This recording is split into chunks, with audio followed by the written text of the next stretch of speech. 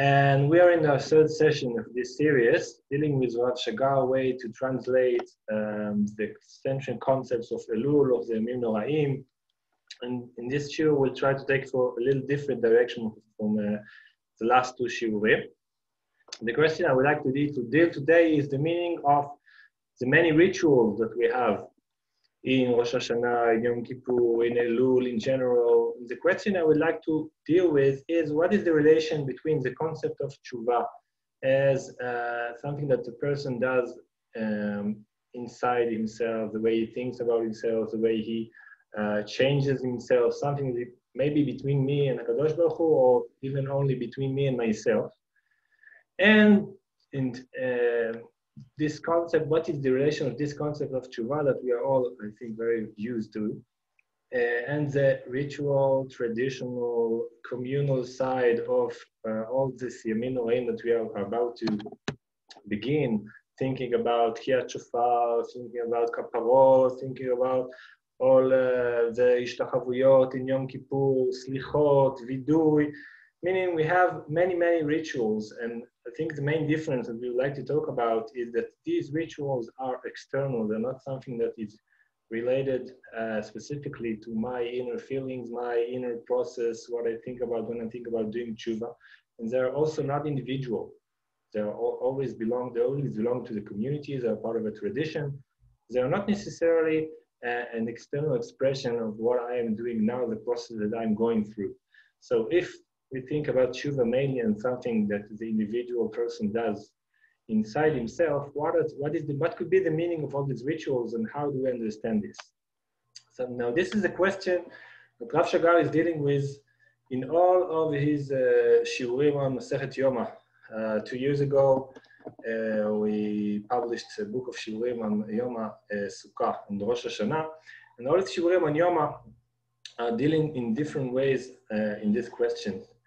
And in a maybe more general manner, the question he asked, beginning with his reading of the Torah, Parshiat Yom Kippurim in Achremot, is asking that when you read this Parshiat in Achremot, the central term there is L'chaper al HaKodesh, Michetei Bnei Israel, meaning the sins of Bnei Israel in some way metamim et hamishkan. You have to do all these sacrifices and all these rituals that Yom Kippur in the Mikdash in order to clean the remainder that the sins leave on the Mishkan. And this question that Rav Shagar is asking, what is the meaning of thinking about sins, about Averot, as an object, as something that you have to act on? Not as something that is only your memory, the way that you think about yourself, but something that is an external, objective fact that you have to deal with through an objective ritual, an external action, if it's the korbanot in the Mishkan or other rituals that you are doing, and even something maybe like kaparot, when you are actually thinking about the thing as something that you can move on to an animal or to a money is the way you do it. Or when you think about Sa'ir HaMishtaleach, you're taking this goat and you're putting the sins on him, you're sending him to the desert. This is a way of thinking about sins as a fact, as an external thing. And this is a very different way from, this is the way that, this is the realm where the rituals work, on this objective area. And we are used to think about sins and tshuva as something that belongs to the subject, something that is in my inner world. I am trying to maybe disconnect myself from my past, starting a new way, begin anew. So if I'm thinking about Teshuva this way, what is the meaning of thinking about sin as an objective fact and trying to deal with it in external rituals? Now, another word of introduction, what I would like to show in this shiur is that Rav Shagar, I think, goes through a transition about this question. Because mainly, I think what we know about Rav Shagar is that he's very, very centered and focused on the individual, on his internal life, on his Hasidic language, the existential sensitivities. These are things that Rav Shagar is very, very much focused on. And what we saw in the last two shiurim, the vector of the translation that we have seen, the way he tries to take the religious language of Elul, is toward this inner meaning of things. And what we see today is how Rav Shagar, I think mainly in his last years, is going through this transition belongs to his dealing with postmodern philosophy. He takes some, like maybe even opposite stand when he thinks, you see in his writings from these years, a critique of too much inwardness, too much, he calls this making the interior life a fetish. And he's looking for a way to come back to the rituals, to come back to halakha, to come back to things that are done in public and not generating specifically from our individual inner experience. So I'll try to share with this transition when we try to read 2 chapters from this book that I mentioned, the Shiur on Yoma, based both of them based on shiurim that he delivered in Yeshivat Siach in Elul Tafshin 2006. The first one deals with what the Rambam says about this contradiction between inner tshuva and ritual kapara.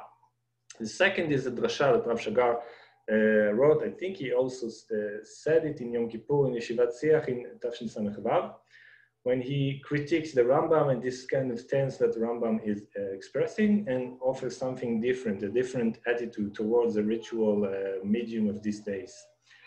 So this is the introduction. As I said, 2 parts, one of the Rambam, the other drasha of Rav Shagar. We will not learn Rav Shagar, how we read the Rambam in details like we did in the last year, but only go on this very briefly. So we'll have time to see what he says about it in the second text. Okay, so question, comments before we go on into the text? Okay, so what we have here, if you were in the last year, we were learning Rav Shagar interpretation of Perek Gimel, chapter 3 of Hilchot Tshuva in Mishneh Torah. Here we are talking about chapter 1. There's also another essay in Tshuva Nafshi that is with chapter 2, so you can read Hilchot Tshuva through Rav Shagar almost all the way. But what Rav Shagar shows here, when he looks about chapter 1, we will see, I'll have, okay, I already share the text with you, just a minute. I need to open this window. We're dealing with chapter 1 of Hilchot Tshuva, and what Rav Shagar showed is that chapter 1 is talking about kapara. I'm not sure if I should translate this term or not, because I think that the terms used for kapara are maybe not doing what Rav Shagar is trying to show when he speaks about this term. A minute, I'll open the text and you will see. But what he takes from kapara is, I think, the physical act that he is lechaper, that this verb in Hebrew has the meaning of to cover or to wipe off. When you're thinking about something dirty, something that is outside, that is stuck to you from outside, and you have to clean it from you or from the Mishkan, something that is put on things like dirt, and you have to take it off. I think this is what is in this term kapara. And so when Rambam is talking about kapara in chapter 1, I'll share the screen with you in a minute. The question that he asks is, he thinks about kapara as something that should happen, meaning you are doing tshuva, you're bringing sacrifices. Are you mechupar or not? Did it happen or did it not? What are the conditions for kapara? It's not a question, what Rav Shagar stresses here. It's a question, what is tshuva? Maybe I think if you open the Hilchot Tshuva in the Rambam, you think that the first saif should be, what is tshuva? But this question comes only in chapter 2. And he asks, why my tshuva? And here he starts with kapara, with vidui or kapara. What are the terms for someone to say, when you can say that avonot shelo yitkapru? And what he has in this chapter, we will see in a minute, are this kind of terms of kapara. So tshuva is one of the terms for kapara, is one of the tnaim for kapara, but it's not the central term here is not tshuva, but האם אתה מתכפר לך או לא? מתי מחופר ומתי לא? When you have reached this goal of kapara and when not. And the tshuva is only one aspect of this, and there are always the other aspects as we see it. So what we'll try to see when we learn this chapter following Rav Shagar is the relation between tshuva and kapara in this chapter. For example, or maybe to say in other words, that Rav Shagar distinguishes when he watches this chapter and the second chapter, he says that you can see that Rambam uses here in the verb lechaper. This is what he's talking about in all the halachot in this chapter. He's talking about lechaper, kapara. The second chapter deals with vechila. And what Rav Shagar argues is mechila related to the internal change. When I'm doing tshuva, I'm looking for mechila. When I'm bringing sacrifices, I'm looking for kapara. I'm looking to work on the sin as something external, something that should be wiped off, not centered now on my inner change. And in chapter 1, even when the Rambam speaks about tshuva, the question is, are you reaching kapara or not? So tshuva here is a way to reach to this goal of kapara. We'll understand more what it means in a minute. So if we look at this chapter, which is pretty short, I brought most of it here, skipping a few terms. There is an inner tension between tshuva and kapara inside this chapter, because it begins with this sentence, Al-Khalef, I'm reading from the Hebrew, you have the translation below. Kol mitzvot shebatorah, ben aseh ben lo ta'aseh. אם עבר אדם על אחת מהם בין בזדון בין שגגה כשיעשה תשובה וישוב מחטאו חייב להתוודות לפני האל ברוך הוא וכן בעלי חטאות והאשמות בעת שמביאים קורבנותיהם על שגגתן או אבדונן אין להתכפר להם בקורבנם עד שיעשו תשובה ויתוודו וידוי דברים וכן החובל בחברו והמזיק ממונו אף על פי ששילם לו מה שהוא חייב לו אינו מתכבר עד שיתוודה וישוב ולעשות כזה לעולם. So there's a question here of do we distinguish between vidui and tshuva? But for our need here, we'll see this halacha as putting tshuva in the center, because he says you can't you can't reach kapara if you're not doing tshuva. Tshuva demands also vidui. Everything demands tshuva. Mitzvot aseh, mitzvot lo taseh. You are bringing sacrifice, you harmed somebody, you have to compensate it, but you also have to להתוודות, לעשות tshuva. So what you see here, I think that he is very, what's the word here? It suits the image that we have in the Rambam. It's typical for him because we know that Rambam is very, very centered on tshuva and on the inner change and what person decides and how he changes himself. We spoke about it a bit in the last year, and in Rav Shagar, it's very, very, he has a whole chapter in Shuvin of Shida speaks about this concept of tshuva in the Rambam. So when we're reading Al-Khalef, we see the centrality of tshuva, so we feel we understand how it works. But if we go further, starting from Al-Kha Daled, we see a more complex picture. Because in Al-Kha Daled, we have the Rambam saying this. אף על פי שהתשובה מכפרת על הכל, ועצמו של יום הכיפורים מכפר, יש עבירות שהן מתכפרים לשעתן, ויש עבירות שהן מתכפרים אלא לאחר זמן. Meaning, tshuva doesn't do the whole work of kapara.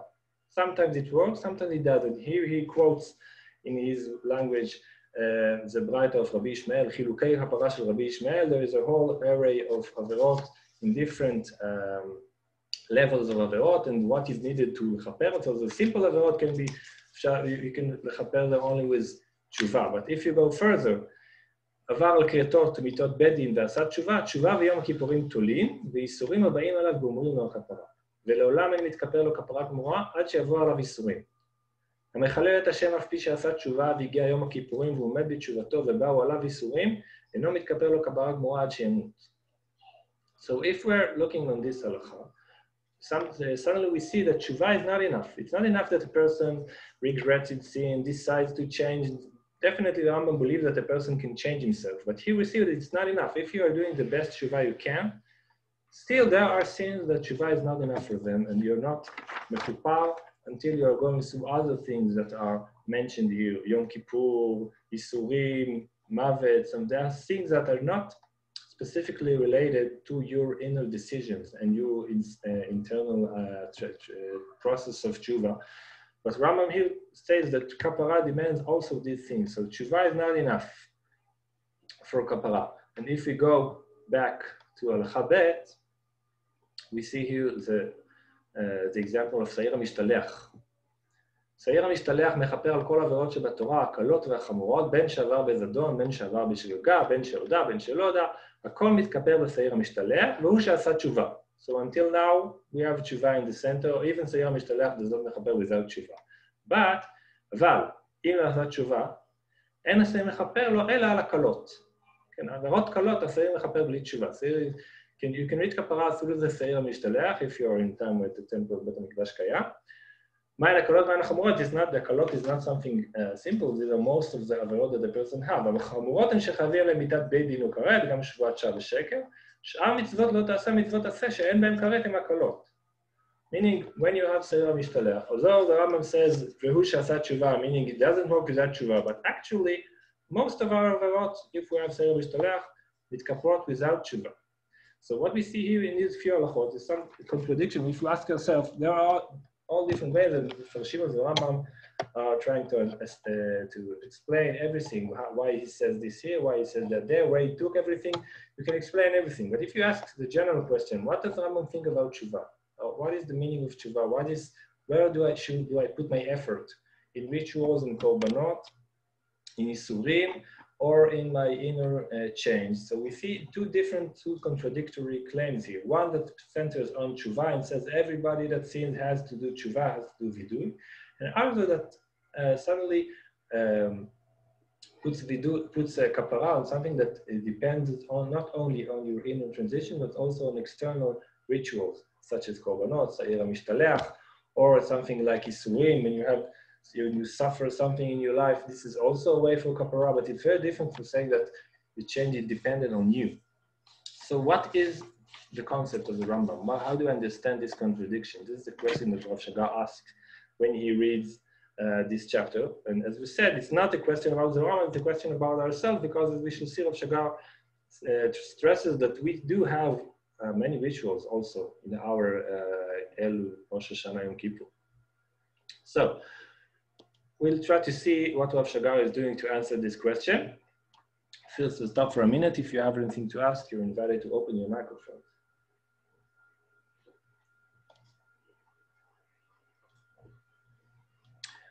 Okay, so again, like we did last year, I tried to reflect Rav Shagar reading through the Rambam, and we'll see a bit of quotes in the next page in a minute. Now, Rav Shagar's answer here is a way I understand Rambam here is something very general and important. There's a shiur for himself, but I'll try to talk about it very briefly. It's related to how Rav Shagar thinks about halacha in general, specifically the way he thinks that the Rambam sees halacha.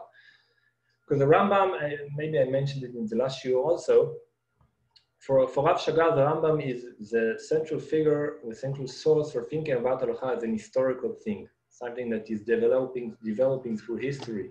Meaning, usually I think we think about halacha, about Torah in general, as something that is ahistoric, something that is eternal, something that is comes from above on the world and directs us how to behave in every place, in every time.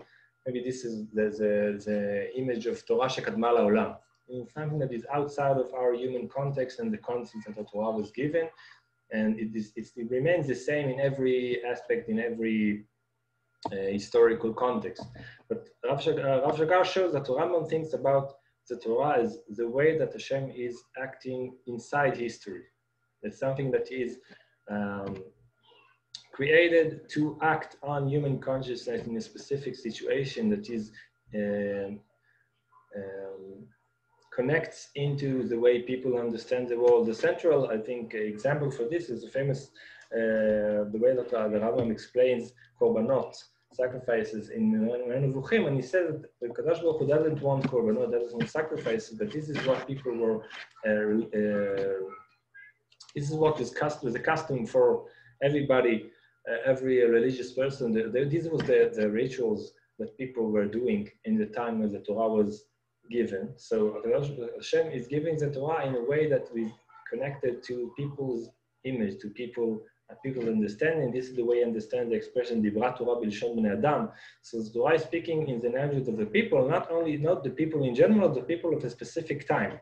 And also this example of korbanot, of sacrifice, shows that Rambam thinks that there is a meaning, the way Rav Shagar is reading, there is a meaning in the historical development of halacha, meaning the fact that korbanot, the sacrifices were something to begin with, but something that we left behind in some phase. It's something that Rav Shagar thinks that Rambam sees this as hashgacha. This is something that is meant to take us from the first phase, maybe a more basic phase, even maybe more primitive phase of religious consciousness, of religious perception, something that we should go beyond to a more higher, more abstract understanding when we are going, for example, from sacrifice to tefillah.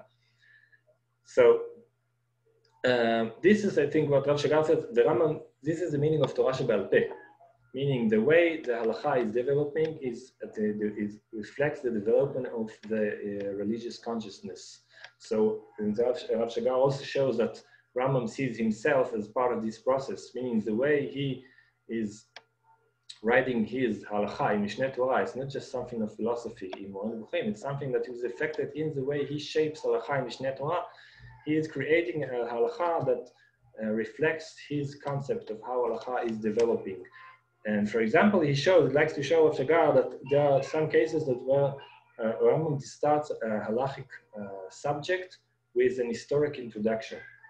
The main example for this, Arichot Ishut, when he says that לפני שניתנה תורה, היה אדם פוגש אישה בשוק ולוקח אותה לביתו, meaning in the beginning there was something more spontaneous in the relation between men and women, and the Torah is coming to create laws, to create a ceremony around this first basic human interaction.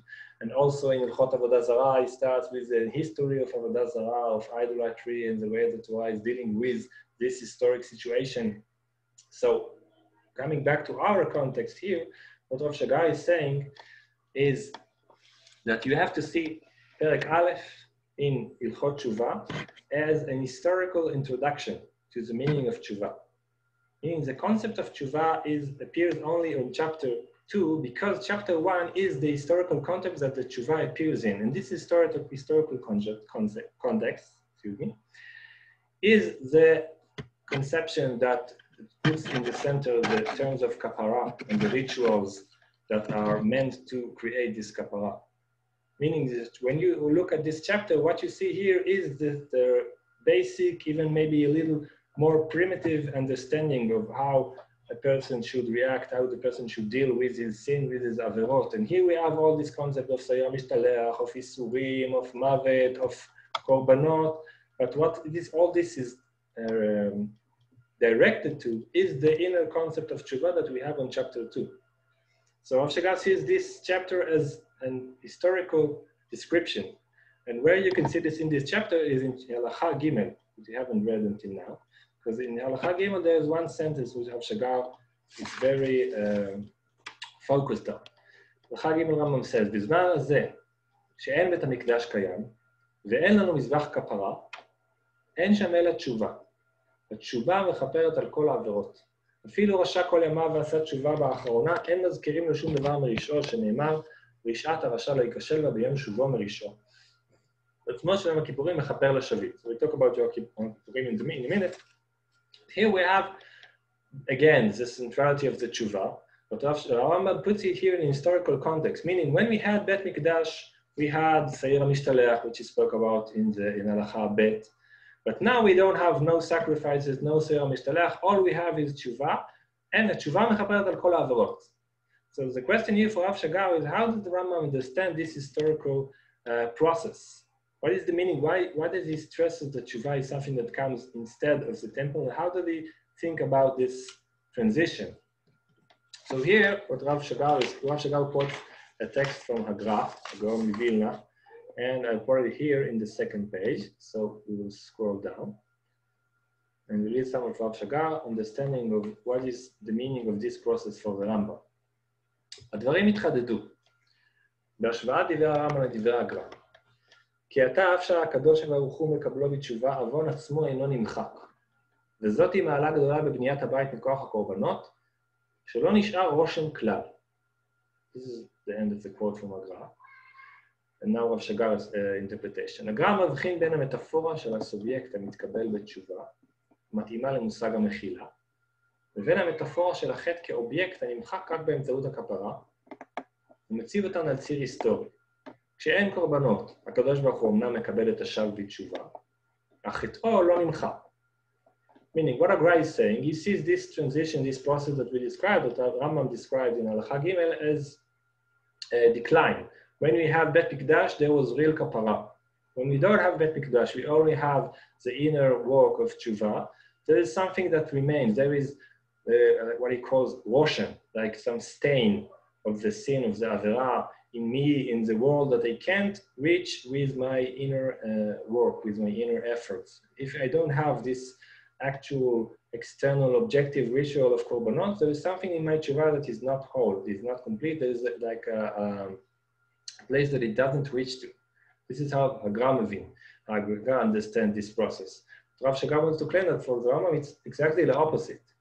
דומה שהרמב"ם חפץ לצייר ציר היסטורי הפוך. קודם לחורבן, התשובה והווידוי היוו תנאים לכפרה הפולחנית. בלעדיהם העוון לא נמחק. משחרב הבית, התשובה עצמה הופכת לכפרה. הוא בא לבדה די למחוק את העוון. השימוש במונח כפרה לגבי התשובה, נועד אפוא להדגיש כי היא אינה נחותה מהשעיר, כפי שסבר הגר"א, אלא מלאת את מקומו בשלמות. What Rav Shagar stresses here is that the term kapara, that as we said is related more to the ritual side of what we're talking about. In Al-Chag Gimel, the Rambam says, when you don't have mikdash, when you don't have sayom mishtalech, the tshuva is the kapara. Meaning the tshuva is not just a remainder of what were the big things that we have when we had Bet Mikdash. What we had before, when we had Bet Mikdash, we had the combination of kapara and tshuva, kapara and mechila, meaning we had to bring korbanot, but we also had to have the inner process of tshuva. But when the temple is destroyed, we have only tshuva, but not as something that is weaker, like the Gra things, but something that does everything by himself. Now, a tshuva is kapara, meaning you haven't missed anything if you don't have sayom mishtalech. Your inner efforts are enough to reach the goal that you are looking for. I'll read more of Rav Shagar. אם כן, הרמב"ם מתאר כאן התפתחות היסטורית בהלכות תשובה, המוליכה מן הכפרה הפולחנית, שאינה תלויה בתשובה, ועד לתשובה המכפרת על הכל. התשובה אינה תחליף חלקי לכפרת השעיר, אלא להפך, מבחינה היסטורית, עבודת השעיר היא שלב שנועד להוליך אל התשובה, בדומה לתפיסתו של הרמב"ם לגבי עבודת הקורבנות. מכאן שהרמב"ם מצייר מהלך היסטורי בעל משמעות כפולה. לכאורה, חורבן הבית וביטול הקורבנות הם ירידה, ואמיתו של דבר מהווים התקדמות. This is, I think, maybe a classic reading of Rambam, thinking that he speaks in two languages at the same time, like we saw in the last shiur.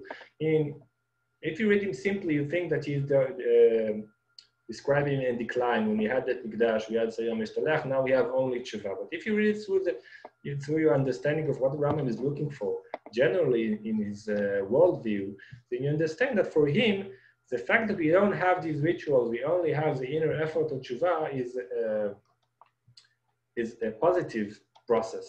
Something that maybe was the goal of these rituals in the beginning. Because for Rambam, on the korbanot, as we said, is something that was supposed to bring us forward, something that we started from, what we are supposed to proceed from. And to proceed in this relation is to proceed from ritual side, ritual practice to inner effort, to tshuva, to all these inner processes that Rambam sees as central for this work. So although when you're speaking about the destruction of the temple, you're immediately thinking of decline, of Yeridat HaDorot, for Rambam it's not so simple. Sometimes there's something that was supposed to put you to be a phase that you go on from. So in this sense, Churban of the Mikdash is something that maybe frees us from these rituals to a more inner world of Tshuva, which is what we know today. This is maybe, yes, want to ask something? Yeah, I mean, 2 points. Firstly, I mean, this reading in the Rambam doesn't really fit well with the organization of the halacha, because the next halacha he starts speaking about, he's talking about Zman, and then he talks about different chilukei kapara. He says, you need other things also, which, I mean, again, it's difficult either way to read the Rambam, because he says tshuva is mechaperes, but then he goes and says that with Yom Kippur, with Yisurin, with Mis also. So according to this reading, it doesn't really fit the fact that right afterwards he then goes back to the classic, reading that it's not complete with tshuva. Right, so this is exactly the next paragraph that I want to read. So we have a more complicated process, as you said. This is exactly what Rav Shagar is trying to show. The question is, as we said, what is the meaning of the rituals that are left?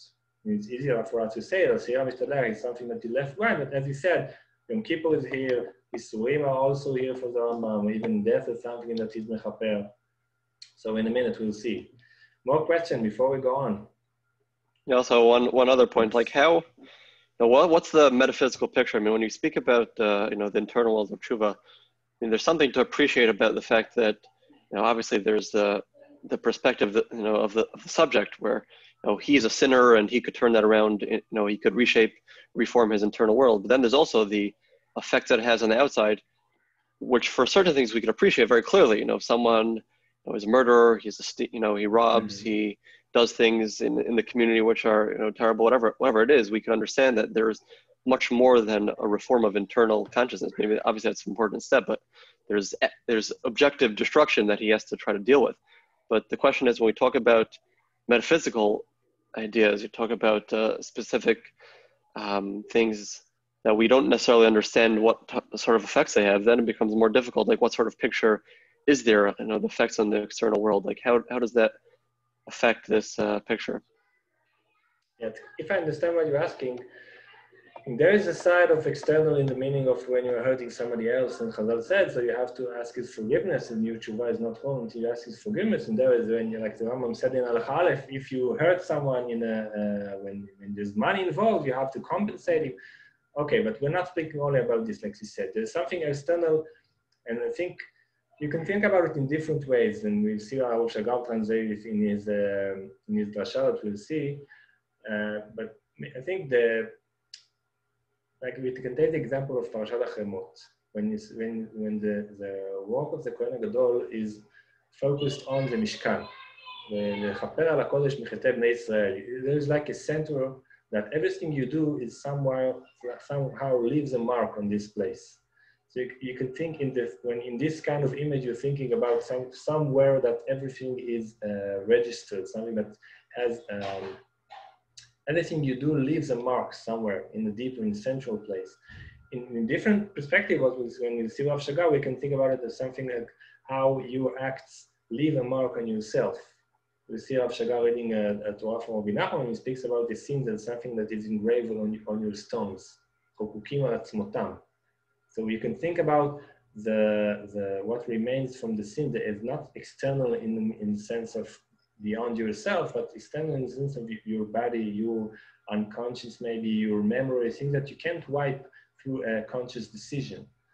So if we maybe hint for what we're going to talk about in the second part of the shiur, Rav Shagar tries to think about what is the meaning of thinking about sins and something objective and external, and he goes to psychoanalysis, thinking about your unconscious, thinking about memories that you don't have control on, all these things that remains inside yourself, which is not in the domain of consciousness. So when you think about a person, someone who has part that beyond his conscious decisions, this is a way to think about the external, the objective side of what Averot are living. I think it's very simple to understand that, but when you're speaking about your past, your memories, like we spoke in the first shiur, I think it's not something that you can totally have control on. Your past is something that is going with you, and things that you did. Maybe you can say, I've gone through all the phases of tshuva, and still the memory of something can haunt me. Specifically when it's something that is related to other people, it's not so easy to wipe out. You can ask forgiveness, someone can say he forgives you, but it's not always so easy to touch on the place that things leaves marks on. But we'll see that in the second chapter, second part of the shiur. Okay, so let's continue a little, two more paragraphs from this shiur of Rav Shagar. So like Alan says, there is also the side that we saw in Halakha Daled, meaning that even after the Churban, Rambam is still not talking only about tshuva. Here Rav Shagar relates this part. לצד שינוי זה, הענקת המקום המרכזי לתשובה הפנימית בעקבות החורבן, מתקיימת שארית פולחנית שאינה מתבטלת. כך בשימור מעמדו המכפר של עיצומו של יום, כך לגבי הכפרה בייסורים. מצד אחד הרמב"ם משמר ממדים פולחניים אלו, אך מצד שני הוא מדגיש את כפיפותם לתשובה הפנימית שהיא המכפר הבלעדי.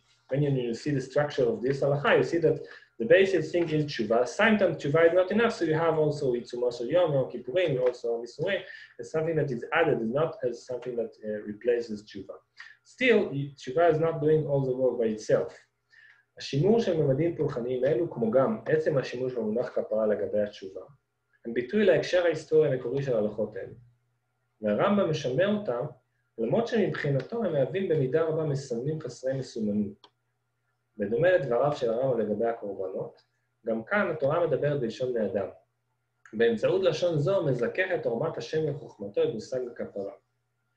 Meaning, this is the first answer for this question. Why does the Rambam preserve these rituals? And if we read Rav Shagar analysis of the Rambam, he shows that he's not obligated to it by the sources that he's reading, because in some cases you can see that the Rambam has an option to take a source from Chazal that will allow him to remain only with Teshuva, specifically about Seir HaMishtalech. Rambam showed it, so it's not something that he's doing only for traditional reasons. It's something that this is the way he decides to shape this halachot, meaning on the one hand, describing a transition, a process that goes from ritual to Teshuva. On the other hand, to keep Rav Shagar is calling maybe a ritual remainder, she'erita pulchanit, something that remains, rituals that were still meaningful for the Rambam, though that, as Rav Shagar said to you, it's something that is not part of his world, meaning from the Rambam view, to say that when a person suffers Yisurim, it relieves him from his sin is something that almost cannot be understood, because only a person's decision can change him. Not anything external happened to him, specifically, maybe even more radically, to think about Yom Kippur as something that is mechaper, is also something that is very hard to understand when you're thinking about kapara or tshuva as an inner process, because what is the meaning of this day when comes this day as a Yom Kippurim, why does it have any effect on my spiritual state? So why does Rambam speak about? So the fifth thing that Rav Shagar here says that Rambam is keeping the historical context of this halachot. Like we said, Perek Aleph is like the historical source of the concept of tshuva. And so the Rambam shows us how is the concept of tshuva is created through this concept of kapara, and shows us the process, as Rav Shagar quotes here, Torah medaberet b'lshon bnei adam. So there is like a process that goes from this first, maybe primitive concept of kapara. And there's things that are remaining, like this is the language that we speak about. When we're speaking about tshuva, we are still speaking about kapara as something that is related to Yom Kippurim, although maybe for the Rambam it's not something that he can give meaning to. There's another answer, maybe more deeper answer, in the second passage here. לצד זאת, לשימור הממד הפולחני יש גם אפקט נוסף. צירופה של התשובה לתהליך הכפרה הפולחני, מחלץ אותה מן הסובייקטיביות שלו, ומעניק לה פעם אובייקטיבית. כך הופך הרמב"ם את התשובה עצמה לכפרה, לאקט פולחני, שאיננו רק אקט פנימי של מחילה. הכפרה הפולחנית היא אומנם רק לשון בני אדם, אך לשון זו מכוננת ממשות של חיים. לכן החיבור בינה לבין התשובה הוא תהליך של זיכוך אונתולוגי. לפיכך, אף שבעבור הרמב"ם המשמעות העיקרית של התשובה ושל יום הכיפורים היא תיקון הלב, השארית הפולחנית היא חיונית. Here we have, I think, maybe a more deeper explanation, because what the Rambam here is not just preserving the language, the traditional language of speaking about tshuva, but also speaking this language does something different. Here I'm connecting to our discussions in the last shiurim of the way we use religious language. Specifically, the Rambam, as I said in the last shiur, is someone that you can see that his use of religious language is never simple. It always has different meanings. Not you can see in different contexts that he's not he's using this term in a simple way. So specifically in this example, when the Rambam says that tshuva mechaperet, tshuva is doing something that is analogous to Yom Kippur, to Yisurim, but Rav Shagar says that he used this concept because he wants us to think about tshuva as something real, something objective, even when it's only our inner process. He doesn't want it to think like the intuition that we saw in Agra, that an inner process can never reach the actual reality.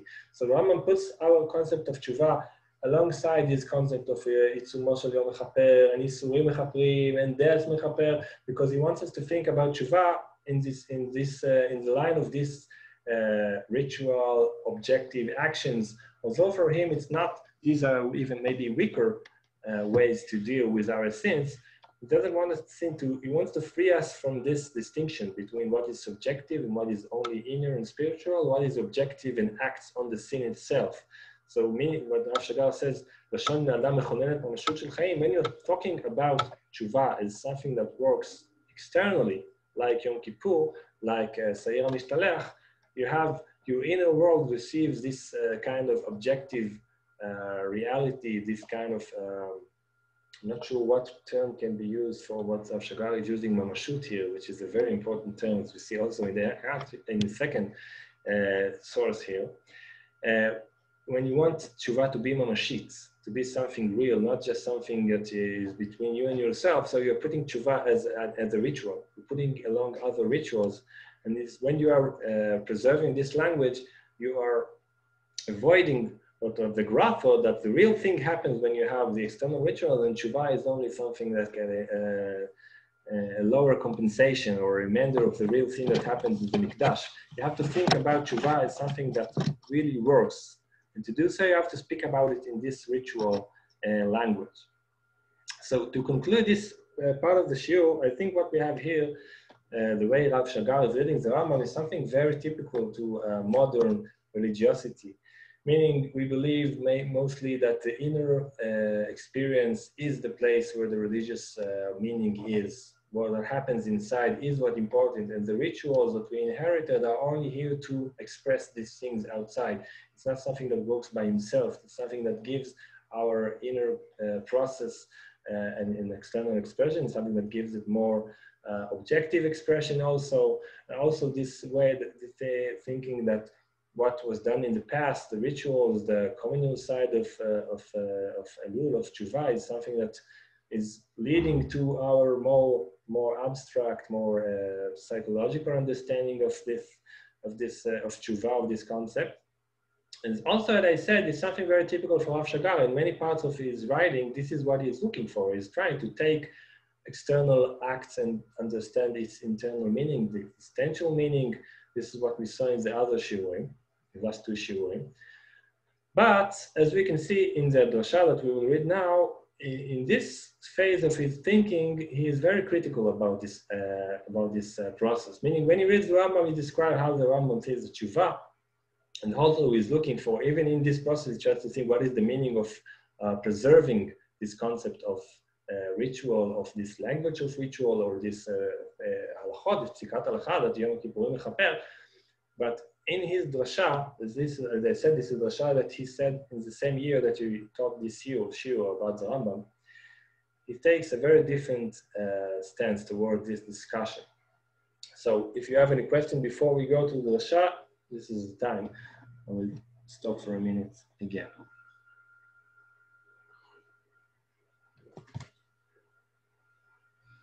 Yes? No? Okay, so this is drasha for Yom Kippur, Tafshin Samech Vav. And this whole drasha is speaking about this tension that we talked about between the inner process of Teshuva and the ritual side of Yom Kippur, specifically. And not only Yom Kippur in the Torah, but also our Yom Kippur. And what Rav Shagar is saying here is that what we saw in the Rambam, this process that leads from the ritual Teshuva to the internal Teshuva, to the inner process of Teshuva, is something that is not beginning with the Rambam, with this Middle Ages perspective, but it's something that begins even in the Torah. When Rav Shagar is reading Parashat Achemot, he shows that the Torah is merging two concepts, the concept of the sin as an objective reality, and the concept of the sin as something that that belongs to the internal person. But specifically in the next phase, where it's more explicit, is in the prophets, when they are critiquing the critique of the temple, of the sacrifices. So there is like a process that goes from the Nevi'im to the Rambam, to the Chassidut, to Rav Shagar, and this process goes from ritual to inner experience. This is like the vector, a more abstract, more personal, more internal religiosity. So Rav Shagar described it in this text, in these words. הפער בין דרישת הנביאים לתיקון הלב, לבין אופיו הפולחני של יום הכיפורים הטבע. התעצם שבעתיים בתודעתנו המודרנית. Meaning, after all this process, we are like in the tip of this process, because we are finding it very difficult to understand what the Torah is talking about in Parashat Achemot. And what is the meaning of, when we try to imagine in Tfilat Yom Kippur, we have all these descriptions of what is going on in the temple. If you try to imagine what is the relation between what we are doing in Yom Kippur and what we would be doing if we had Bet Mikdash, meaning we were doing nothing. We would, in the most part, going to Yerushalayim to look from afar on what the Kohen Gadol is doing. But why the actions of the Kohen Gadol in the Mikdash are related to my spiritual situation? It's something that is very hard for us to understand. But Rav Shagar wants to claim otherwise. In זאת, אף שבדרך כלל איננו שמים לב לכך. הרי גם בימינו תופס הפולחן מקום מרכזי בעבודת יום הכיפורים. נראה שהדבר מגיע לשיאו במנהג הכפרות שהמקובלים ישבו אותו לשעיר המשתלח. We still have this thing of putting the thing on some animal, אך גם למרכיבים נוספים של היום יש אופי דומה. הטבילה בערב היום הקדוש, התרת הנדרים הפותחת את היום, שהיא ודאי פעולה מכוונת למישור של ממשות נסתרת. וכן גם החזרה על הפסוק ונסלח לכל עדת בני ישראל, הזכרת, כל נדרי, הזכרת י"ג מידות הרחמים, אפילו אמירת ברוך שם כבוד מלכותו לעולם ועד בקול, בדומה לאמירת השם המפורש מפי הכהן הגדול במקדש, המכוונת לכוחו של שם השם לכפר ולטהר. טקסים אלו התופסים מקום מרכזי בעיצובו של יום הכיפורים הם בעלי אופי פולחני מובהק. Meaning, I like this description because we have this image of ourselves, but if we look carefully on what we are doing, we are seeing that there are a lot of rituals that we are doing. Some of them are very clear, meaning kaparot is something I think that every time we do, we think about how strange it is. But there are some of the examples that Rav Shagar shows here that you don't only feel the ritual side. In Atarat Nedarim, we have this ceremony. It's kind of strange, it's not very halachically meaningful, but we are doing it. It works like a ceremony. We are doing Atarat Nedarim before Rosh Hashanah, and this Chazara, repetition on Psukim, V'nislach l'kol adat bnei Yisrael, and same. These are all things that we can relate to subjectively. We can think what it means, but there are here aspects, ritual aspects. When you're saying something, everybody together, we're like acting on something. And Baruch Shem Tvon Malchuto, saying it aloud. So we have many rituals in Yom Kippur. So what is the meaning of these rituals? Why do we have them? How do we understand them? We go with Rav Shagar. מה מקומם של אלו בעולמנו? בדרך כלל, אנו אמונים על דרכם של הראשונים, שמקורה כפי שראינו כבר בדברי הנביאים. לפי החטא של הסובייקט, ולכן גם תיקונו תלוי רק בהכרעתו הפנימית. לעומת זאת, בתורה, העבירה והכפרה הם אובייקטים, אפקטים של טומאה, שיש להם קיום מעבר לתחומי הסובייקט של החירות. בפער זה טמון הקושי שלנו לתפוס כיצד נטמע המקדש בעקבות החטאים, וכיצד ההזעה על הכפורת מטהרת את האדם בכל מקום שהוא. אבל באותה מידה אפשר לשאול, כיצד מטהרת הטבילה במקווה, ולתהות על הקשר שמצאו המקובלים בין ביעור חמץ לבין טיהור מיצר הרע. ועם זאת, הניסיון שלנו מלמד, שכאשר אדם יוצא מהמקווה הוא מרגיש שנטהר, וכאשר אנו יושבים בליל סדר, כולנו טהורים כפשוטו ממש. So again, there is this movement here between stating the difference between us and the ritual side, and even the ritual that we are still doing, and specifically the rituals that were done in the past that we can understand today, like the sacrifices. But Rav Shagar is trying to convince us that the rituals we are doing, although we can't understand them, sometimes we don't have like the worldview that can explain why these things work, but still we can experience this in an unmediated way. We can feel that it works, that it's doing something. So the example that he gives here, I can look for examples that are working and convincing for him.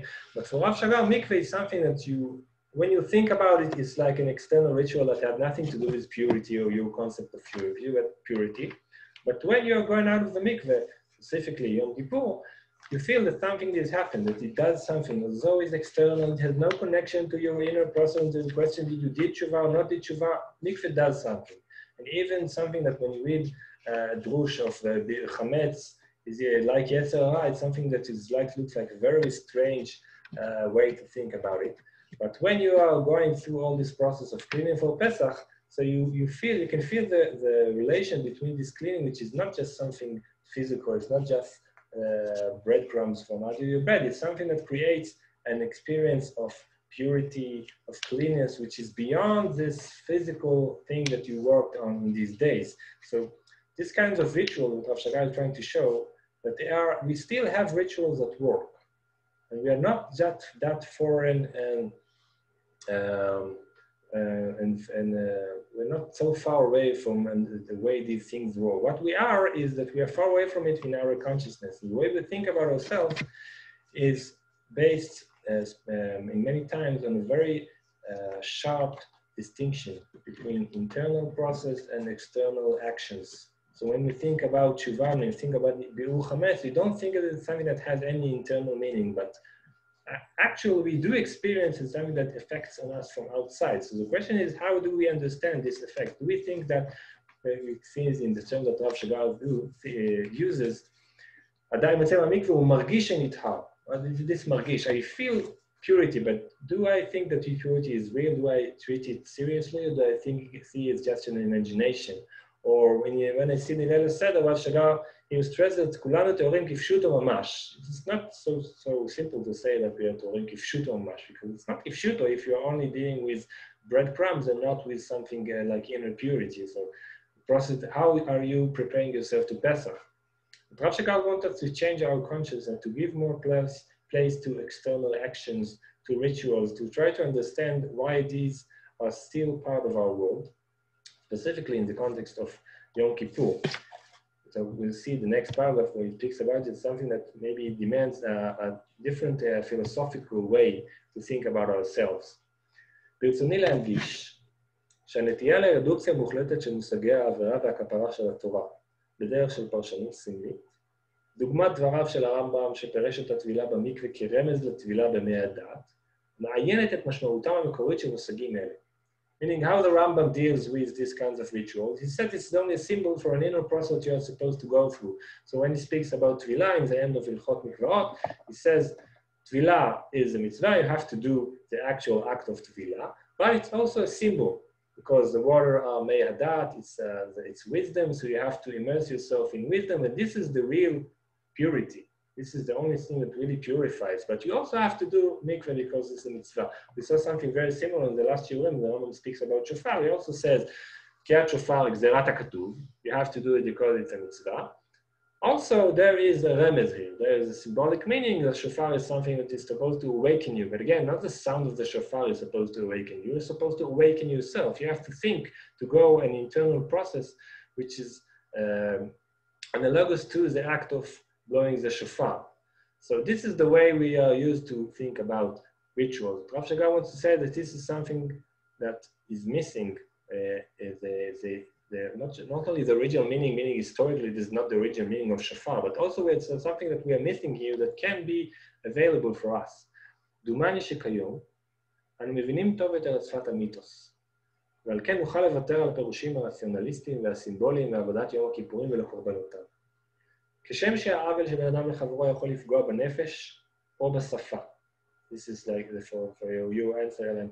Where does the sin exist? בנפש או בשפה, ולעוות אותם. לחסום אפשרויות ולזהם את היחסים. כך גם החטא מזהם את הסביבה, ויש צורך לנקותה. עבודת טיהור זו עומדת במרכזו של יום הכיפורים, היא עבודה פולחנית טקסית.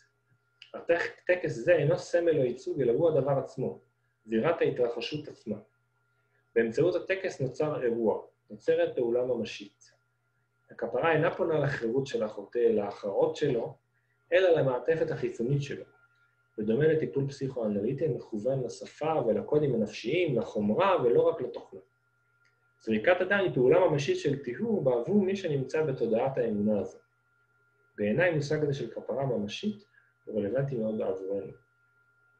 So, as I said, Rav Shagar is trying to reflect on what he sees as an historic process. We are in different consciousness today about ourselves in general, not only in this specific context that we are talking about.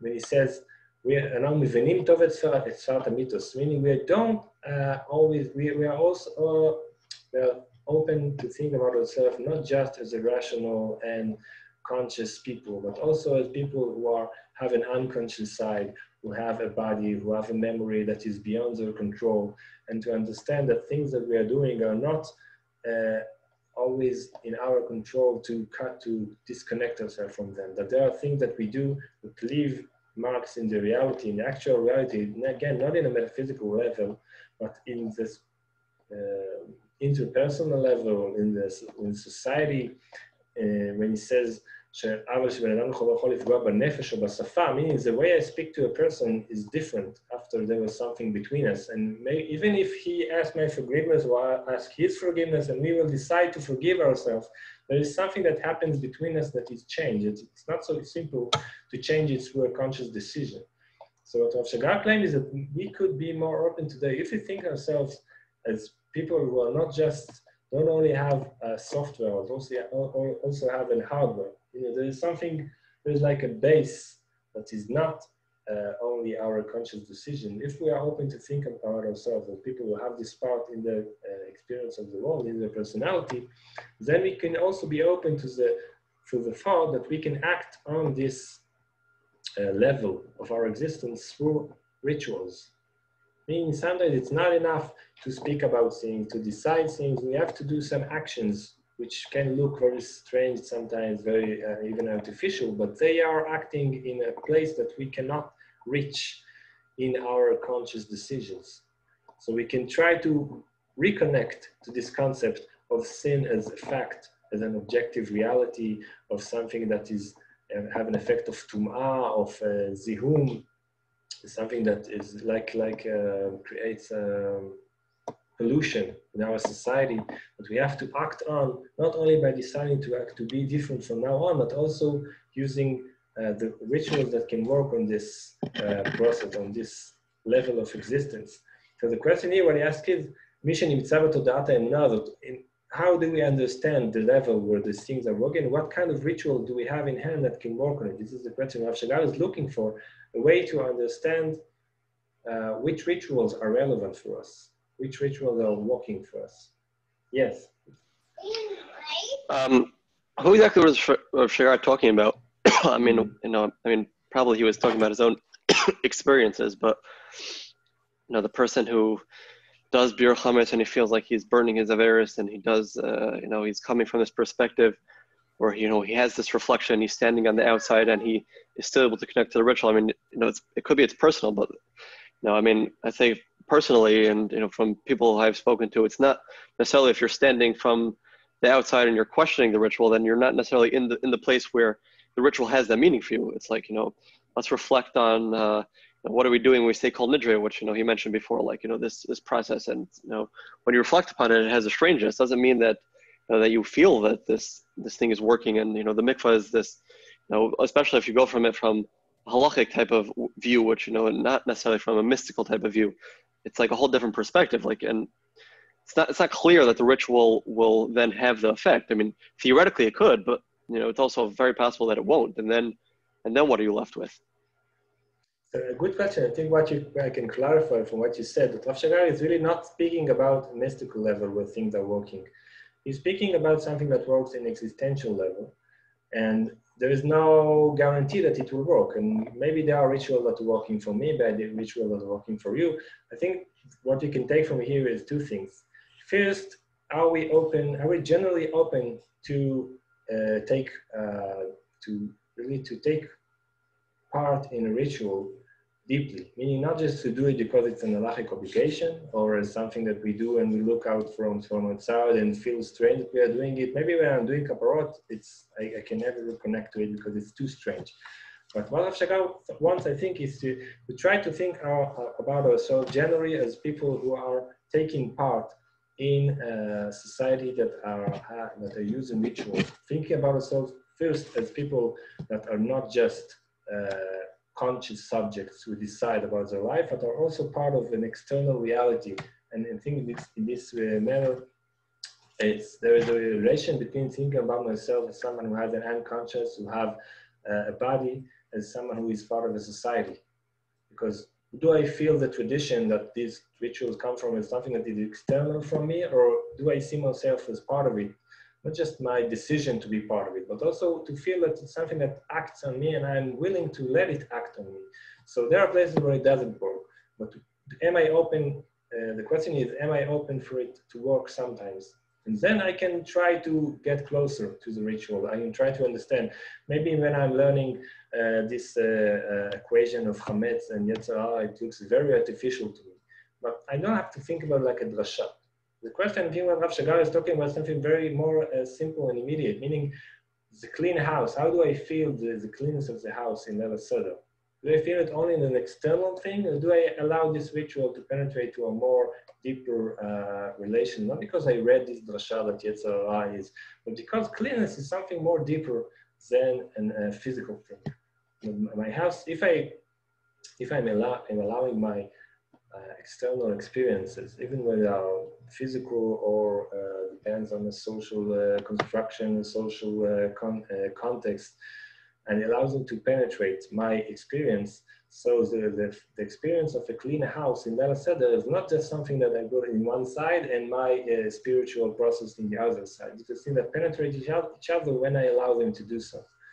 I think this is what Rav Shagar wants us to see. Now it doesn't work anytime. Maybe when I'm thinking about the ritual that Rav Shagar mentioned in Yom Kippur, maybe there are those that I will never connect to. But the question is, am I willing to be part of this game? Am I willing to try to play this game of rituals and allow it to work on me? This is, I think, something that we can take from here. Yes, more questions, comments. So if we go on to what Rav Shagar does, this is the introduction for the drasha. What he does from now on is to speak about vidui. Again, I don't know if the translation talking about confessions is sounds too Christian to me. But if you speak about vidui, Rav Shagar is asking, is taking vidui as something that is easy to understand and as an external expression of my inner process, me doing tshuva. But when you look about it, there is also a ritual side for vidui, because even the Rambam stresses that you have to say your vidui in your word. It's not something that is only an external expression of the inner process that is the place that everything happens. Vidui is something that we say again and again, and it has a nosach. It's really a kind of ritual. So Rav Shagar in this drasha goes through different interpretations of what is the vidui. And in the end, he reaches Rabbi Nachman. And he reads Rabbi Nachman, this is Rabbi Nachman in Torah Dalet, Likutei Moharan. Rabbi Nachman is speaking about, as I said before, Vayuch Chataim al Atzmotam. I think this is the pasuk that he is reading. He speaks about the sin as something that is engraved on our bones. And again, this is for Rav Shagar, this is an image, a metaphor that is like thinking about chomra, about hardware, because we have bones, and the bones are not part of our internal consciousness. It's something that is more basic fact of ourselves. This is not something that we can control through our decision. And Rabbi Nachman says that when you want to take this avonot from the atzamot, you have to take this engraving from your bones. You have to say vidui in front of a tzaddik. So what Rav Shagar says about the tzaddik in different contexts, we will speak about the vidui, this act of saying things. What do you have to say things in? To put them outside in vidui. So this is what Rav Shagar is saying. רבי נחמן מתאר את התשתית ואת החקיקה במונחים של שפה. החטא הוא צירוף של אותיות, לפיכך גם תיקונו נעשה על ידי פעולה של דיבור. כפי שאומר רבי נחמן בתחילתה של תורה זו, הדיבור והשפה קשורים למלכות, שהיא השוררת בעולם. פירוש הדבר הוא שקיומנו מצוי בתוך השפה, שהיא המכוננת בעבורנו את המובן ואת המשמעות של המציאות. במושגים של כאן ניתן לומר שהתורה היא המשלב הסמלי שבו אנו חיים. ומכוחו גם החטא מקבל את ממשותו, כצירוף מסוים של אותיות, הנחקק בתשתית הקיום שלנו. תשתית זו איננה פנימית וסובייקטיבית, אלא מהווה הפנמה של המישור הלשוני המשותף לכולנו. Meaning, for this phrase, Rav Shagar is, like in many other places, he read what Rabbi Nachman is talking through maybe the modern or postmodern concept of language, meaning language is not just an external expression, what we feel inside, like we would think about vidui, but language is more like the space that we live in, something that is speaking through us. Meaning, and when you think about language this way, you can take the image of Rabbi Nachman is talking about, the thing that is engraved on your bones, say this statement is not some metaphysical claim, it's a way to think about how language acts on us, meaning the sin is, like Nachman says, that the sin is tzaruf otiyot, it's a combination of words, it's something, it's more like Rav Shagar terms, I think he reads it like a social fact. When I think about this is like a word, but not a word that is open to mine, the concept of sin is not something that I can change consciously, it's something that is engraved in me. And meaning when I know I sinned, I don't have control on the way it acts on me, because language speaks through us. Language is something that is engraved in our world. And if I want to act on this, I have to use language in a different way. So if we read the next one, if we see what Rav Shagar is taking us, תפיסה זו מאפשרת להבין את הווידוי כפעולה ממשית ולא רק כביטוי של הפנימיות. ההתרחשות הינה בשיח עצמו, לא מעבר לו. אפשר להשוות זאת לעצה של האדמו"ר מפי הספר מהתגברות על רגשות כעס, באמצעות החצנתם בכתיבה. It's an interesting example in Chovat HaTalmidim. Admor Piasek says, if you are very angry on someone, you have to write him a letter. When you say to him everything that you think about him, as roughly as you can, but never send this letter to him. Put it aside for a day or two, and then read it again. What do you think that will happen? When you put your anger outside, you put it in words, then you take from some distance from it. You're looking at it from outside. It's like you have something inside you that you have to put out. And what Rav Shagar takes from here is that you're thinking about your feelings, your inner experience, is something that you can put outside, it's like an object. You can take your anger like an object, because anger is words, but words are not only expressions of your thoughts. Words are also like an object that you can take from inside to put it outside. When you are writing it on a piece of paper, you are taking your anger and putting it away from you. And this is something that you can interpret psychologically, but I think Rav Shagar wants to move between this psychological interpretation and this maybe more metaphysical thinking about words as actions. And this is what you want to think about vidui. When I'm saying vidui, I'm not only expressing my inner process of tshuva, I'm taking the sins out of me. בדומה לכך, גם הווידוי הוא התרחשות ממשית הפועלת על האדם, ואין להבין אותו באמצעות רדוקציה פסיכולוגית או סימבולית. הווידוי הוא פעולה של טיהור, של הוצאת הלכלוך והזוהמה החוצה. התרחשות זו מחייבת אמונה. כשם שיעילותו של הטיפול הפסיכואנליטי תלויה ביחסו של המטופל, כך כפרת לווידוי תלויה בתשובה. ויום הכיפורים מכפר רק למי שמאמין בכוחו ומקיים את מצוותיו. האמונה והתשובה משקפות את שייכותו של האדם למרחב הלשוני בו מתרחש התיקון, אך אין בכך כדי להפוך אותו לסובייקטיבי ולא ממשי. אם כן, last paragraph, כפרת הכהן הגדול ביום הכיפורים היא סוג של טיפול, כמו הטיפול הפסיכואנליטי, אלא שהיא מתרחשת ברובד אחר של המציאות.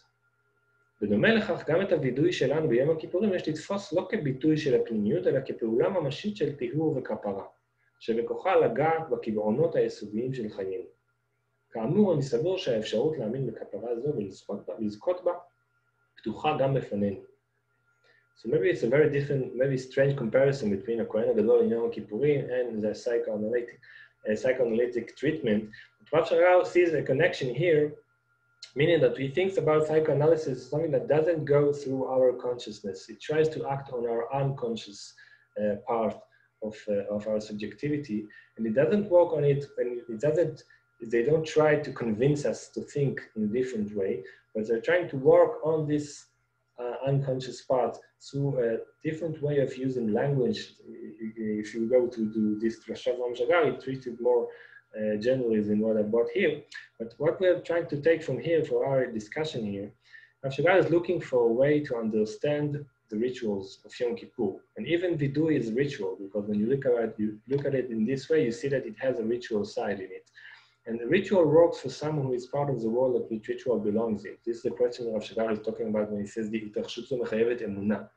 Meaning, if you are part of this world, you are part of this culture when sin is something that is engraved on your stone, on your bones, and vidui is your way to deal with sin. If you are part of a culture where you have Yom Kippur and Bet HaMikdash, so even if for our consciousness it is very strange to think that the Kohen Gadol does something in Bet HaMikdash and I'm relieved from my sins, if I'm part of this is not part of my world, so I can't understand it. But Rav Shagar thinks that at least for vidui, it's something that we can understand. We can experience it, because when I'm reading, like for example, Admor Piasek, his advice for dealing with anger is something that I can relate to. I can feel that it works.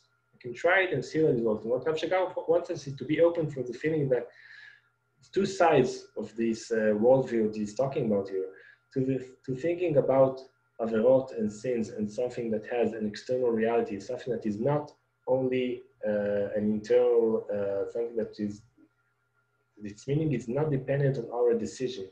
And also on the second hand, to think about it as something that is can be treated through rituals, through vidui, through maybe even kaparot, but something that we have to do to be open to its external act, to work in through external actions. And also believing that, I was reminded of Rabbi Nachman saying that אם אתה מאמין שיכולים לקלקל, תאמין שיכולים לתקן. So this kind of a phrase of Rabbi Nachman that many people quote, but the specific context in which he said that when someone was coming to him and talking about his sin and saying that he could never do tshuva for all the sins that he did, so that he did, Rabbi Nachman says to him, if you believe that your sins are so important, so you have to believe you also have a way to fix them. And when I read it first time and I saw this expression in its context, I was thinking that maybe he's saying also the opposite. Meaning, maybe you don't have to do such a big deal of your sins, but if you're doing such a big deal of your sins, if you believe that there are sins, you have to believe that there is also tshuva, because they belong to the same context. If you're part of the concept that the sin has a meaning, has a weight, leaves a mark in the world, then you're also a part where you have a way to deal with this mark. And the way to deal with this mark is not through internal process, but through the appropriate ritual.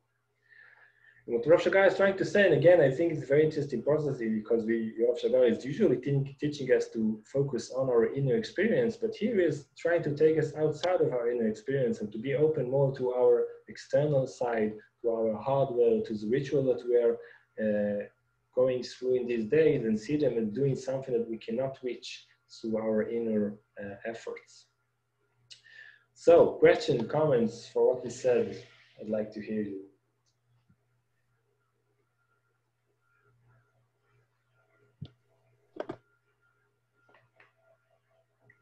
Yes, anyone want to say something? Are we finish?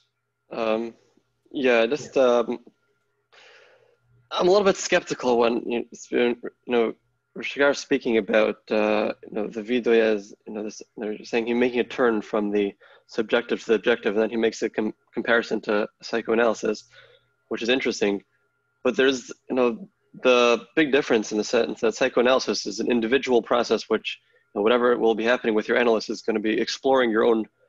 Again, even if it's you're unconscious, but it's something which is related, and you'll be able to experience what's something which is going on in your head. It'll be an interesting experience, but as opposed to this objective thing which is placed upon you, and you're saying, well, you're supposed to say this text, either the Kohen Gadol is doing something, he's gonna, it's gonna have certain effects on you. Without, that's also, you're looking inside and looking around, seeing if it'll have the effects, but does it or does it not? When you say the vidoy, is that an expression of something which you feel like you're taking out your sins and putting them out there? Like, the comparison is still difficult, because in ritual you're left with this, this other thing placed upon you, as opposed to something which is pulling out something which is inside of you. I think Rav Shagar, it relates to Rav Shagar thinking about Lacan generally. Now, Lacan sees unconscious not as an individual fact, but something that is engraved on you by society. Very similar to what Rabbi Nachman is talking about, this image of engraving on your stone. When you think about your unconscious, something that is the relation between you and the society around you. So this is the place when your psychoanalytic treatment works on your connection to these external facts. This is how Lacan thinks about psychoanalytic treatment. It's not something that is looking for your unique side, but the way your uniqueness is connected to your general experience, your society that you live in, the language that you speak. This is again the image of the language. So the question Rav Shagar will ask is, to what context do you relate? If you are, what is your inner experience? Your unconscious is like a warehouse of everything that goes around you and is internalized inside your psyche. So Rav Shagar says, if you are part of this context that speaks about Averot as an external thing, if you are part of the context that sees video as something that is working, it might work on you. Again, it's not guaranteed. Maybe you are too distant from this language. Maybe it's not your language anymore. Maybe you are doing it because it's a halacha, but you're not part of this language. You can't use these words in the way that they're intended to be. But again, what Rav Shagar, he doesn't think about something as video as something that's projected on you from outside. If you see that something like is only like a halachic obligation, it won't have meaning in the way that it's not a metaphysical fact that video works. It will work on the person that it will work on. And it depends on not on a metaphysical fact, but on the cultural context that this person belongs to, and his willingness to be part of this context. And I think what he tries to say that many times we are part of the context that gives meaning to halacha, but sometimes even our concept of halacha is a way to distance ourselves, not to think about it as a ritual, not to think about it as something that works on my personal experience, but it's something that we have to do. Maybe in the most part, give it a symbolic interpretation. But Rav Shagar is trying to convince us to be part of a language and to let the language act on us, not through our conscious thoughts and understanding. And when we are part of a language, it can do different things than what we can do through our conscious decisions. So maybe not video, maybe something else, as I said, but if we are looking for something like this, and we could find the rituals that are part of our experience. The question is there, Rav Shagar, it seems like, he's placing this interpretation upon, which community is he referring to that is dealing with the language this way? I mean, Rav Shagar is giving, it seems like a very unique interpretation. If you're looking throughout tradition, like this is definitely his own projection or perhaps interpretation or translation of what's going on. But when you would say, if you're looking for a context where this is taking place, you would say, it doesn't seem like that's what's taking place in the social context with which Rav Shagar is trying to present it upon. I think there's a difference between who does these rituals act on, who are the meaningful, and the way that he understands them. Meaning, this is a very, maybe I think, a pretty unique interpretation of how Vidu works. But you can find many places or many people that understand Vidu as something that is work maybe metaphysically. Maybe they're saying, since it's a mitzvah, I'm doing it and I'm feeling better after it because it's a mitzvah. And Rav Shagar is trying to give this metaphysic and interpretation, something that maybe this is like another example of what we saw in the last shiur, because it's a more secular interpretation. We're trying to understand how this works without its metaphysical context, without saying Vidui works on everybody, even he understands it, believes it or not. He's trying to convince us that Vidui can work with someone that doesn't believe in metaphysical effects. That you don't have to think about this ritual as something that works only for people who live in a metaphysic consciousness. It's something that can work even in a more human understanding, more contemporary understanding. This is why he needs this comparison to Lacan, to psychoanalysis, to show us that there is a concept of faith, of language that shapes and exists and experience also in other places, in secular places. Think of when he says that you have to have faith in your psychoanalysis treatment, so it's something that shows that you can use these terms in different contexts. It's not just something that relates to metaphysical context. I think this is the way he tries to give, maybe to open people that are not open to metaphysical interpretation, later a way to be open to this, to the way these rituals work on maybe more traditional people. Meaning what I'm trying to say, that the way this interpretation is unique, but the experience that he is trying to lead us to is not unique, is more traditional, I think. Because this is the way people experience many times, I think. Maybe not people who are less modern and critical can experience it more easily because they don't ask themselves, why is this ritual working on me? How come I'm doing this, not busy with myself as I should be when I'm doing tshuva? They're doing the rituals or experience these experiences. Maybe they think about anything that they read in more traditional books. The question for Rav Shagar is, what kind of understanding can open you to this experience? This is what he's trying to do for us. I hope this is clear. Yeah, but the question is, if it's not happening in a communal level, then it turns out that the experience you're happening is very different, and then in a way you're no longer connecting to the language of the community that he's trying to pull from Lacan. You're not connecting to that language because that language they're not speaking the same language to you. They don't have the same ideas. They don't have the same perspective. And then in a sense, you're trying to create your own individual framework, in something which is supposed to be a communal framework. This is, it's like if everyone else is playing, a certain game, they're playing, a metaphysical game with certain commandments. It's like then... I'm not sure you have to hold this in your mind when you're so-called nidra, that you are not thinking about killing the person near you because you are not believing in metaphysical thing, you're thinking about nidra through Rav Shagar. I think this frame that you're putting everything in it is not... I think maybe for Rav Shagar, it's not the basic thing, and I don't think the difference between you and the person standing near you is made so important to say that it's not a community anymore.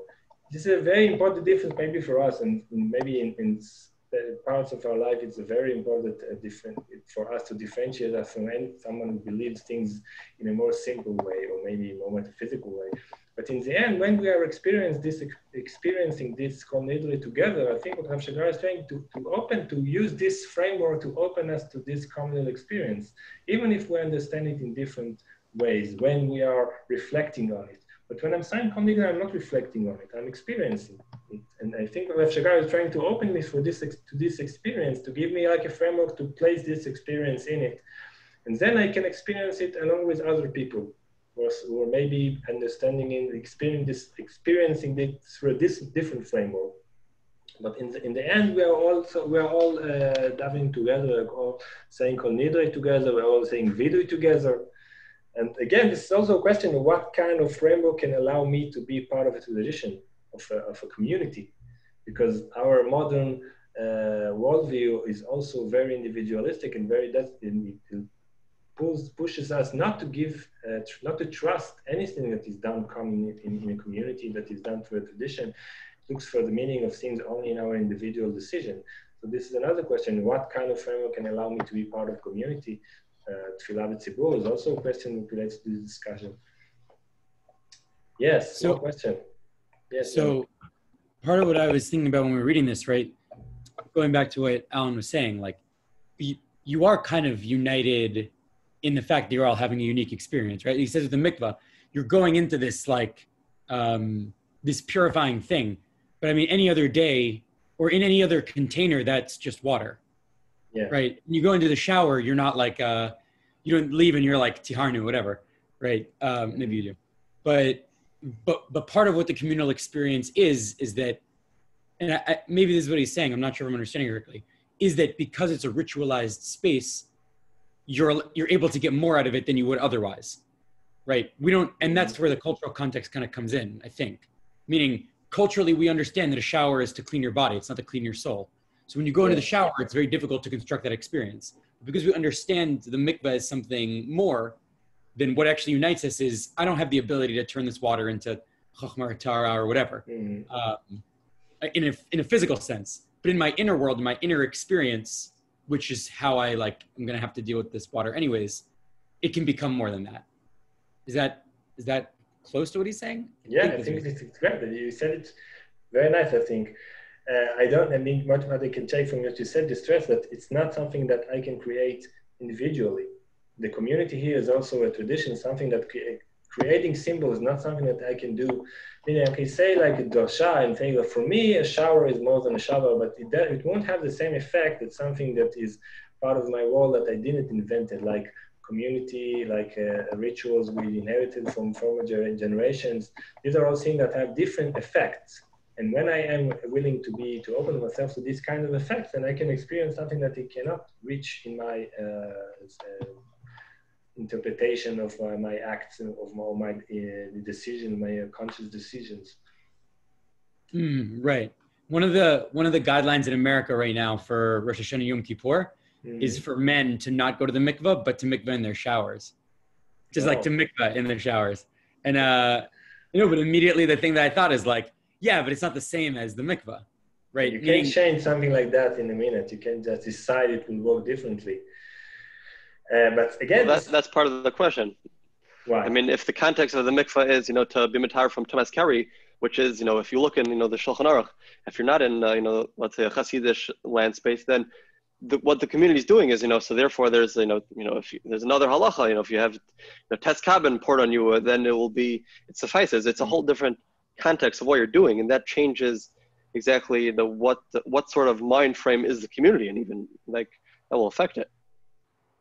Right. So I think I understand what you mean. There are different languages that we are speaking, and I think we don't have individual freedom to choose. We have some options that are in our tradition to understand, and we can understand maybe shower like a tet cabin of water, and it works for something, but it's not something that I can invent. I can create it, and even if I'm in a special situation like COVID, I can't turn the shower into a mikveh. So I can find something maybe if this is maybe one of the things that the way that Rav Shagar understands the conservative side of halacha. this is his interpretation of the conservative side of halacha is that it works on this level because there are things that you can't change in a minute. You can't change consciousness of community. You can't change a language through a conscious decision, even if it is a communal decision in one specific time, because something that you inherited is also working differently than something that you created for this Rosh Hashanah. So you have a limited space for creativity, but there are things that you can experience which are more deeper, more meaningful, more objective in your experience when you are inherited this from other generations. Right. When I was hearing, I was like, it's so, one of the things I was thinking is it's actually a really kind of, it's more empowering in how I think of Masorah, actually. It's not that we're like, sometimes you can feel, oh, we're bound by Masorah, this is how it was, whatever. But actually, this is like a more kind of empowering read, I felt, because what Masorah becomes, I mean, among other things, but one of the things that Masorah becomes is the kind of like, it's the like informed kind of cultural guidelines, right? It's like the Masorah has this ability to tell us over thousands and thousands of years, what's the way that this tekes, what's the way that this kind of ritual is gonna like, kind of create the desired meaning for us, right? Meaning, also obviously there's a divine ontological one separately, but in terms of how it's like, yes. Yeah, exactly. That I can see, oh, right, these rabbis did it this way, and then over time it becomes an experience that I can relate to, and that I is tried to do. Yeah, I think that that's another big subject in Rav Shagar, where he explains halacha and explains the historicity of halacha, like I mentioned earlier. But this kind of thinking that is stated here, more briefly, it's thinking about halacha as a language, as a tradition, something that shapes our experience from inside, with putting aside the question of its metaphysical values and the way it affects on the higher world that we described in the first shiur. This is the Rav Shagar way to translate halacha. And specifically in the context of this shiur, to allow us a framework to think about halacha, about ritual, as something that works on us through its conservative side, not through the meaning that we ascribe to it from our individual experience. So we will finish here. One last session next week. We will learn something I think maybe very different as Rasha from Rav Shagar. We'll try to sum up the things that we've seen in this shiurim. So thank you very much, and we'll see you next week. Shavua Tov. Thank you. Sure.